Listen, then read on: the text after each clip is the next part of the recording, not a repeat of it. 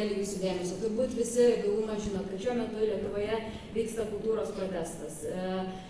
Ir taip, šiandien pasiekė žiniasklaidą ganėtinai džiuginančios žinios, tačiau kultūros protestas tęsiasi ir siekia savo išsikeltų tikslų. Tai yra atitraukti Nemuno aušros partiją nuo kultūros ministerijos darbo. Ir tai liečia ne tik kultūros ministro portfelį, bet taip pat ir visą kultūros ministerijos politinę komandą.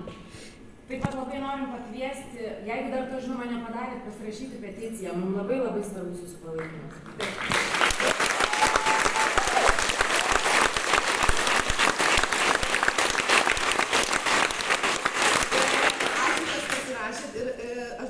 Kad pasirašom ne tik dėl mūsų, o dėl mūsų visų.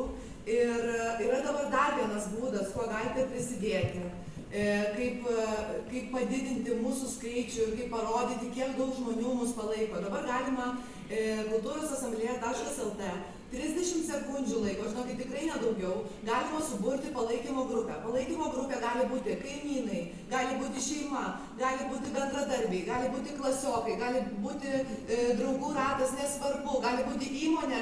Ten reikia parašyti tik tai palaikymo grupės pavadinimą ir kiek tenais dabar yra žmonių. Jokių pavardžių nieko. Prašau, susirinkite į palaikymo grupės ir parodykime, kiek yra mūsų daug. Ir mes negalvojame tik tai apie tuos žmonės, kurie mus palaiko ir kurie yra tos pačios nuomonės kaip mes. Mums yra svarbu suprasti ir išgirsti ir kitą, nes mums yra svarbu, kad mes būtumėm kartu, nesvarbu, kiek dar kartų per visą mūsų gyvenimą Lietuvoje, kiek dar kartų išsiskirs mūsų visų nuomonės. Mums yra labai svarbios, nesvarbu, kad galbūt jūs mūsų dabar ir nepalaikote. Mes tikimės, kad kažkada mes visi galvosime kažkaip į tą pačią kryptį.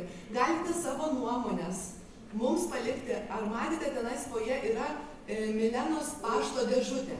Tenais jūs galite parašyti laišką Milenai, ne tik Milenai, ne tik tai kiekvienai aktoriai, kuriai jūs galbūt norėtumėt parašyti laišką, galite parašyti ir kultūros bendruomeniai nuo savęs laišką, ką jūs galvojate. Taip pat galite rašyti mums visoms asmeniškai ir einame į pokalbį ir diskutuokime. Ačiū, kad nesame abejingi. Ačiū.